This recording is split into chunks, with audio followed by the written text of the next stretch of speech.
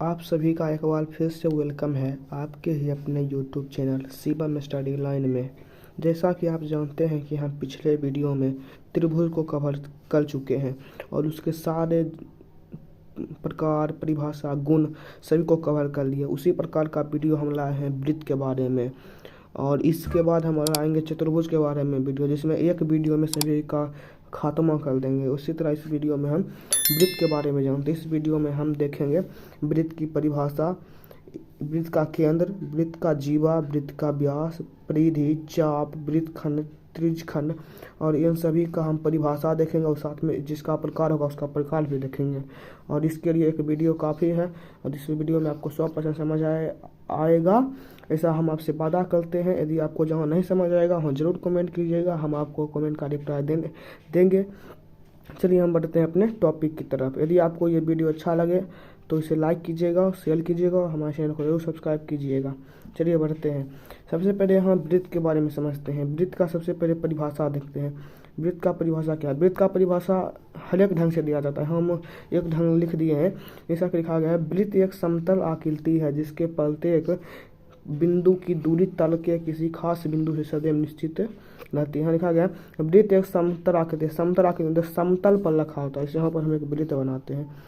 ये जो वृत्त है ये एक समतल आकृति है और ये एक और जिसके प्रत्येक बिंदु, यहाँ इसके जो प्रत्येक बिंदु है, यहाँ पर प्रत्येक बिंदु है, यहाँ पर इसके जो प्रत्येक बिंदु होंगे वो किसी खास बिंदु से सदैव निश्चित दूरी पर रहते हैं। यहाँ पर कोई खास बिंदु हुआ इससे निश्चित दूरी पर, ये भी इतना दूरी पर रहेगा, ये भी इतना दूरी पर, ये भी इतना दूरी पर रहेगा। किसी खास बिंदु, ये जो खास बिंदु है इस खास बिंदु से निश्चित दूरी पर रहती है। अब इसके आगे हम समझते हैं केंद्र। परिभाषा आपको समझ आ गया। चलिए अब बढ़ते हैं केंद्र की तरफ। वृत्त का केंद्र क्या होता है? वृत्त के अंतर्गत जिस बिंदु से सदैव निश्चित दूरी होती है उस निश्चित बिंदु को वृत्त का केंद्र। जैसे हम अभी आपको हम बताए, मैंने यहाँ पर अभी आपको बताया, क्या बताया कि वृत्त के किसी निश्चित दूरी, वृत्त के किसी निश्चित बिंदु से सदैव उसकी दूरी समान होती है और इसी जो निश्चित बिंदु होता है, जिस बिंदु से इसके सभी बिंदु की दूरी समान होती है, इसी निश्चित बिंदु को क्या कहते हैं? वृत्त का केंद्र। यहाँ पर जो है इसी को वृत्त का केंद्र कहते हैं, वृत्त का केंद्र कहलाता है। ठीक, केंद्र के बारे में समझ गए। अब समझते हैं त्रिज्या के बारे में। ये सब छोटा छोटा पॉइंट है, ये आपको पहले से ही पता होगा, हमेशा आशा है। त्रिज्या को समझते हैं। वृत्त के केंद्र से वृत्त पर के किसी बिंदु तक की दूरी को वृत्त की त्रिज्या कहते हैं। यहाँ पर हम आपको समझाते हैं।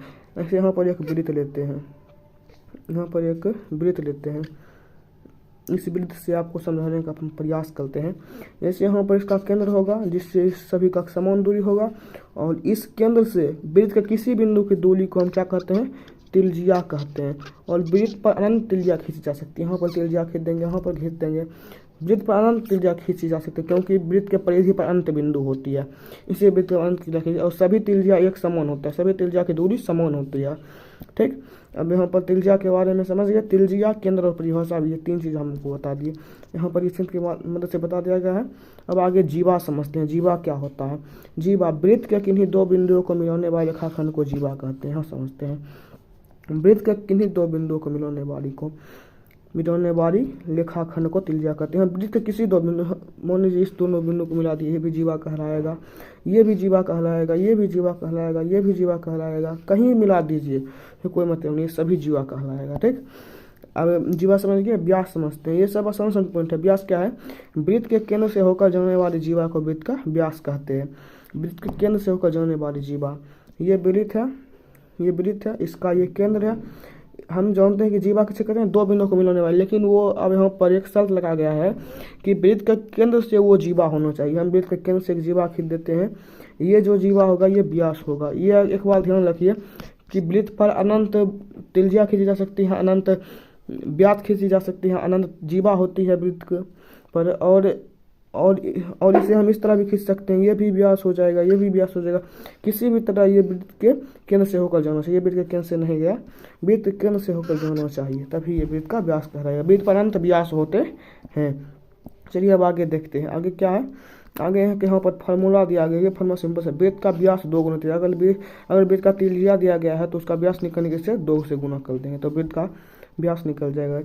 अब यहाँ क्या लिखा गया है, वृत्त की सबसे बड़ी जीवा उसका व्यास होती है। पूछेगा वृत्त की सबसे बड़ी जीवा क्या होती है, उसका व्यास। जैसे यहाँ पर ये वृत्त हो गया, इसका सबसे बड़ा जीवा पूछेगा, इसका सबसे बड़ा जीवा अगर पूछेगा तो इसका व्यास ही सबसे बड़ा जीवा होगा। ठीक, व्यास हम किसी तरह से खींच सकते हैं। हाँ, गलती खींचा गया है। ठीक, अब आगे समझते हैं। आगे क्या है, आगे लिखा गया है, ये परिधि के बारे में बताया गया है। वैसे वृत्त को घेरने वाली वक्र पथ को परिधि कहते हैं। जैसे यहाँ पर आप देखिए, यहाँ पर देखिए, यहाँ पर ये वृत्त खींचा गया, ये कलर आपको नहीं दिख रहा होगा। जैसे ये यहाँ पर एक वृत्त खींचा गया, ये ठीक, यहाँ पर वृत्त, इस वृत्त को जो ये चारों तरफ घेर रहा है, इस वृत्त को चारों तरफ एक रेखा घेर रहा है, ये इसी वक्र पथ को, वक्र मतलब टेढ़ा टेढ़ा, इसी वक्र पथ को क्या कहते हैं, परिधि कहते हैं। इसे परिमोह भी कहते हैं। चाप देखते हैं, परिधि समझ गए, अब चाप देखते हैं। वृत्त के किसी खंड को चाप कहते हैं। समझने वाला बात है, छोटा है लेकिन ये समझने वाला बात है। वृत्त के कोई भी खंड, यहाँ है इस वृत्त का कोई भी खंड, ये यहाँ पर एक खंड ले लेते हैं। मान लीजिए इतना खंड लेते हैं, वृत्त इतना बड़ा होता है, इसका हम छोटा सा कोई भी खंड ले सकते हैं। जैसे हम यहाँ पर ये खंड ले लेते हैं, इतना छोटा सा खंड लेते हैं, ये भी वृत्त खंड कहा नहीं, ये चाप कहलाएगा। ये क्या कहलाएगा, चाप। इतना लेते हैं। और चाप दो प्रकार का होता है, एक होता है लघु चाप, एक होता है दीर्घ चाप। हम जानते हैं कि यहाँ देखिए कि यहाँ अगर इस हम चाप को खींचे तो यहाँ पर एक चाप खींचा गया और एक चाप यहाँ खींचा गया। ये जो बड़ा चाप है इसको क्या कहते हैं, इसको कहते हैं दीर्घ चाप। ये जो छोटा है इसे कहते हैं लघु चाप। सिंपल बात है। अब यहाँ आगे लिखा गया होगा, यहाँ सबसे पहले अर्धवृत्त टॉपिक दे दिया गया। वृत्त के आधे भाग को अर्धवृत्त कहते हैं। वृत्त का आधा भाग होता है उसे अर्धवृत्त कहते हैं। जैसे ये वृत्त है, इसके आधे भाग को, इसका आधा कर देंगे। आधा कैसे करेंगे, एक व्यास खींच देंगे, वो अपने आप आधा हो जाएगा। एक व्यास खींच देंगे, ये आधा हो जाएगा। ठीक, समझ गए। अब चाप दो प्रकार के होते हैं। जैसे हम आपको बताया कि चाप दो प्रकार के होते हैं, एक लघु चाप और दीर्घ चाप। चाप दो प्रकार के होते हैं, एक लघु चाप और एक दीर्घ चाप। दीर्घ चाप नहीं लिखा गया है, दीर्घ चाप हाँ यहाँ पर लिखा गया, यहाँ पर दीर्घ चाप लिखा गया। लिखेंगे, यदि किसी वृत्त पर दो बिंदु ले तो, यदि किसी वृत्त पर, कोई भी वृत्त है उस पर दो बिंदु लेते हैं, दो बिंदु ले तो, हम आपको पहले चित्र खेलते तब आपको समझ आएगा। ये सबसे पहले हो गया यहाँ पर चित्र। ठीक, यहाँ पर खिंचा गया। वृत्त पर कोई दो बिंदु ले, अगर मान लीजिए ये दो बिंदु हम वृत्त पर ले लिए, ठीक, दो बिंदु ले तो वह दो तरह के चाप दिखाई देंगे। दो तरह के चाप यहाँ पर दिखाई आपको भी देता होगा। कैसे, एक इधर चाप होगा और एक इधर चाप होगा।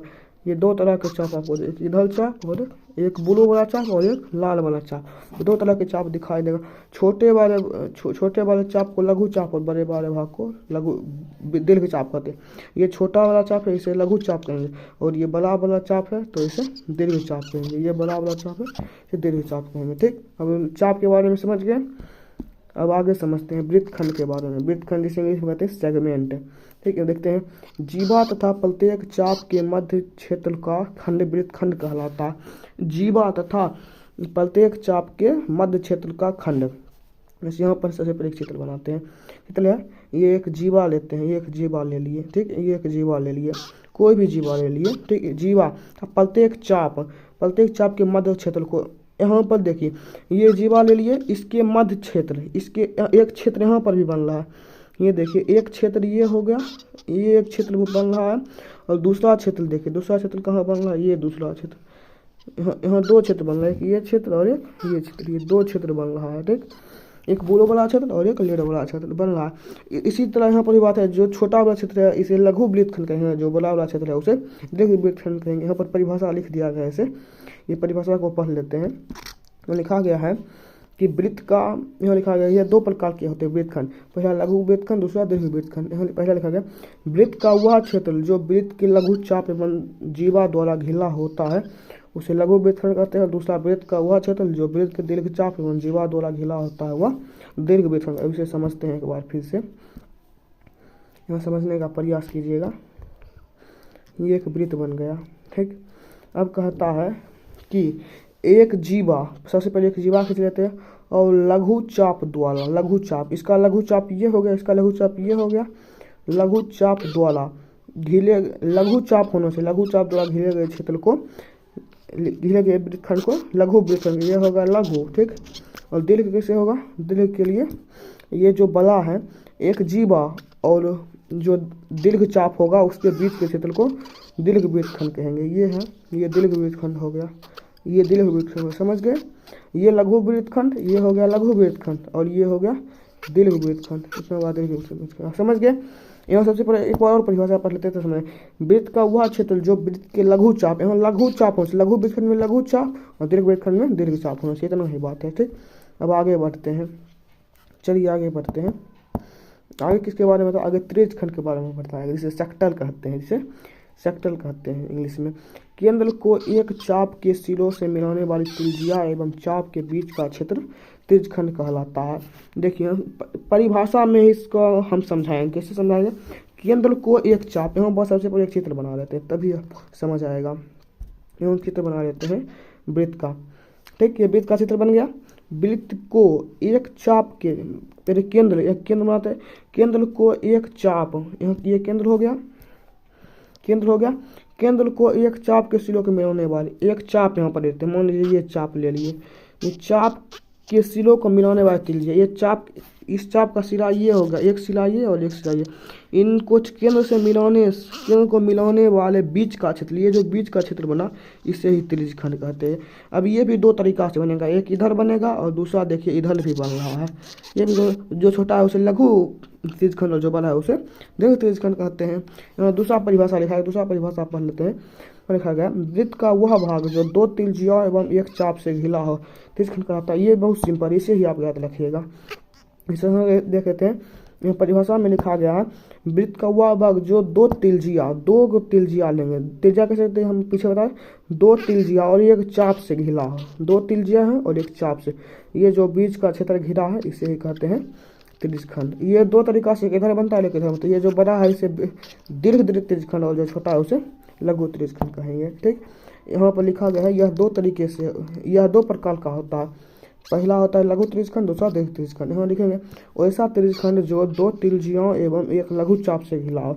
यहाँ लघु चाप होगा, यहाँ एक लघु चाप और यहाँ होगा दीर्घ चाप होगा, यहाँ दीर्घ चाप, ठीक। इसे समझ लेते हैं एक बार फिर से। यहाँ कहता है कि दो तिल्जियों और लघु चाप से घिरा हो। ये हो गया लघु चाप, इसका दो तिल्जियों और लघु चाप से घिरा हो तो वह लघु त्रिज्य खंड कहलाएगा, लघु त्रिज्य खंड, ठीक। ये होगा लघु त्रिज्य खंड। अब दीर्घ त्रिज्य खंड को समझते हैं, दीर्घ त्रिज्य खंड को समझने का प्रयास कीजिएगा। ये वृत्त बन गया। ये कहता है कि दो तिल्जियों और दीर्घ चाप से घिरा हुआ क्षेत्र को दीर्घ त्रिज्य खंड है। ये दीर्घ चाप है, इससे घिरा हुआ क्षेत्र को कहते हैं दीर्घ त्रिज्य खंड कहते हैं, ठीक।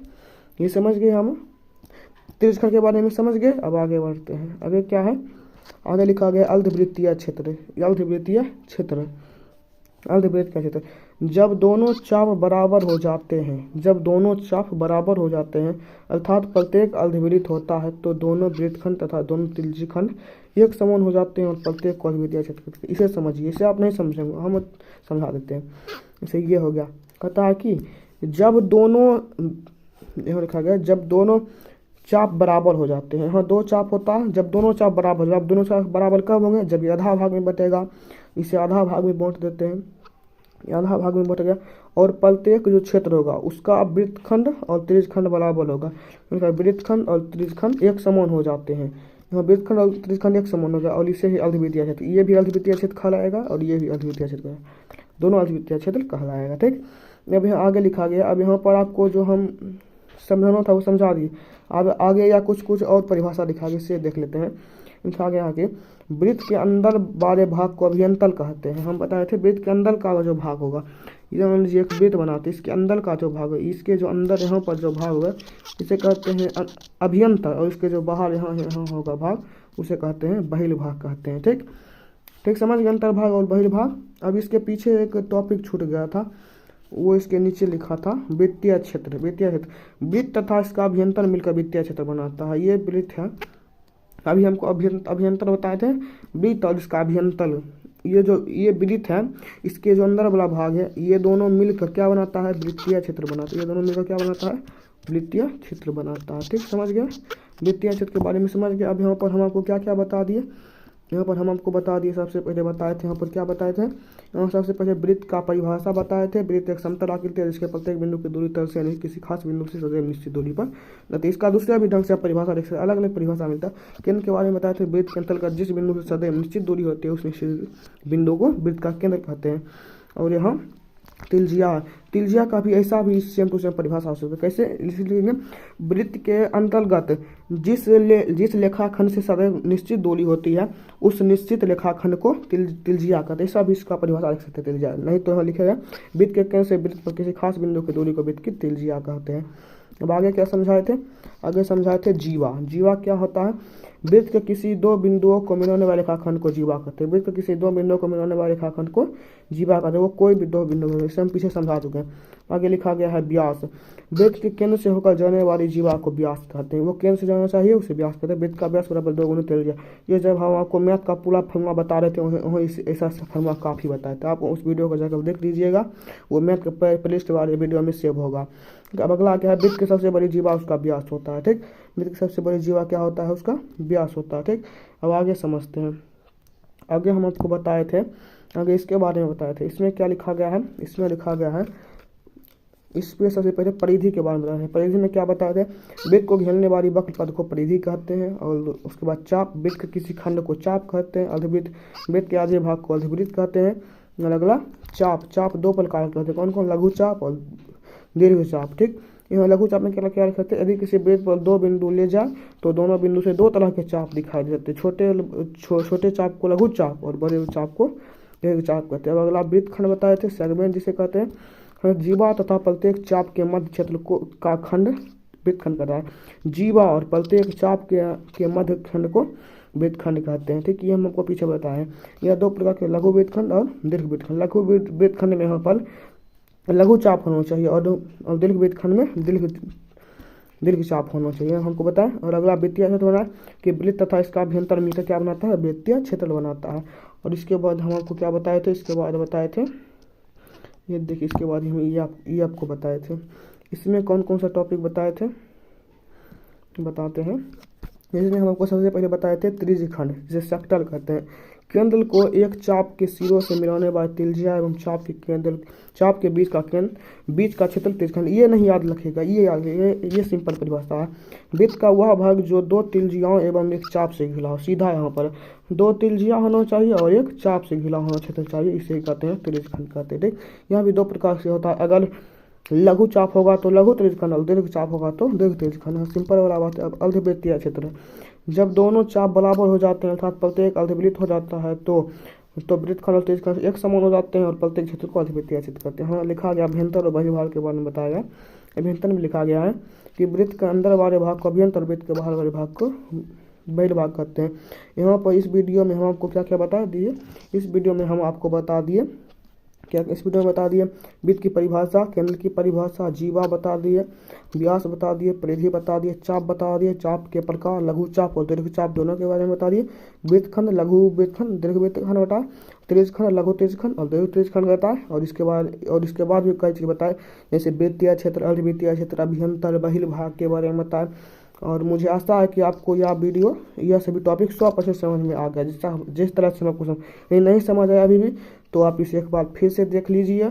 और यदि आपको कहीं फिर से नहीं समझ आता तो आप कमेंट कीजिएगा, हम आपको कमेंट का जरूर रिप्लाई देंगे। और यदि आपको हमारा ये वीडियो अच्छा लगा हो तो इसे लाइक कीजिएगा, अपने दोस्तों के बीच जरूर शेयर कीजिएगा और हमारे इस चैनल को जरूर सब्सक्राइब कीजिएगा। और आपको किस टॉपिक पर वीडियो चाहिए हमें ज़रूर कमेंट कीजिएगा ताकि उस टॉपिक पर वीडियो बनाने का हम भरपूर प्रयास करिए। तब तक आप पढ़ते रहिए। धन्यवाद।